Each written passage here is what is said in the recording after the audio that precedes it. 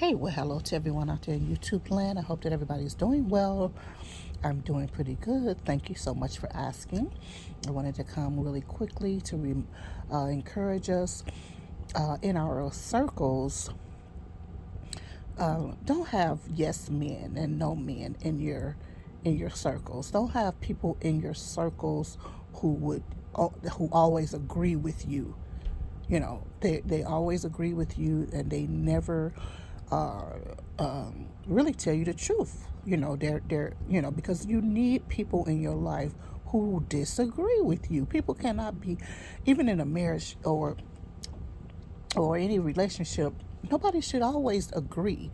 Now, yes, on a lot of things we do agree, but we don't always agree on everything, and that's okay. That doesn't mean that we break our, well, sometimes it's a deal breaker, but but that we're not friends and or we're not compatible or whatever. But people need to be told the truth. Sometimes we have people in our lives who don't disagree with us, who egg us on to make the wrong decisions, to do bad things, and yada yada yada. So you need people in your life who will challenge you to do the right thing all the time, and those who don't always agree with your line of thinking, because sometimes we need to be brought back. We need to be brought back in line because we're off. Okay. And a lot of times when people are off track, nobody says anything.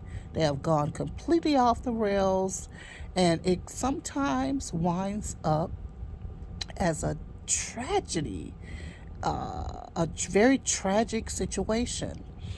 So use boldness, use wisdom, use love, um, use God's spirit, which is the wisdom also that I'm speaking about, and speak with your friends and your family members. And I know you got some people, they are very stubborn and they don't want to hear it, but it's again, with prayer and with wisdom and love, if we can get a word across to someone, let us be bold enough and wise enough and loving enough to do that, as well as, and I was going to say that sometimes they're not going to, just like when you're witnessing to someone, there's sometimes they're not going to take that advice, but they heard you. Okay. And even if they decide later on that they're going to do something different, or sometimes they could take the advice, um, but still, you've sowed the seed. So that is what's important, that you have put the word out there and you've made a stand and let them know how you feel about the matter.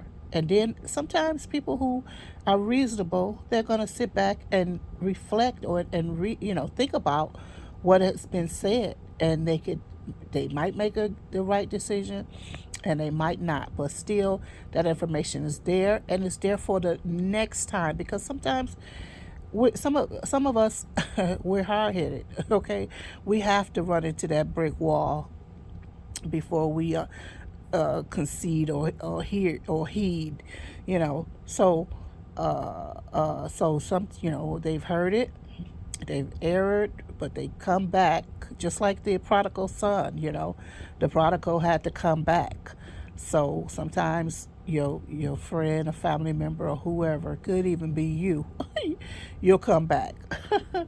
So anyway, I just want to encourage us that's we have to be bold. We have to stop being politically correct and trying to hold things in, and not tell people the truth, and all of that. It is just too much. I see it so much in my daily life, and especially with this one platform or movement that's going on, and it has almost imprisoned. It has imprisoned the truth. It has imprisoned a certain group of people, um, also, from not being able to teach or correct another group of people. and it's just very foolish, and it's unfortunate.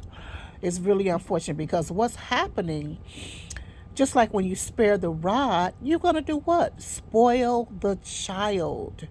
You spoil the child. And that is what I see happening right now, because this one group of people will not be have taken on this sympathetic empathy type of, they're coddling another group of people instead of correcting these people, and strengthening the people. They're making the people very weak and spoiled and smelly at that, you know.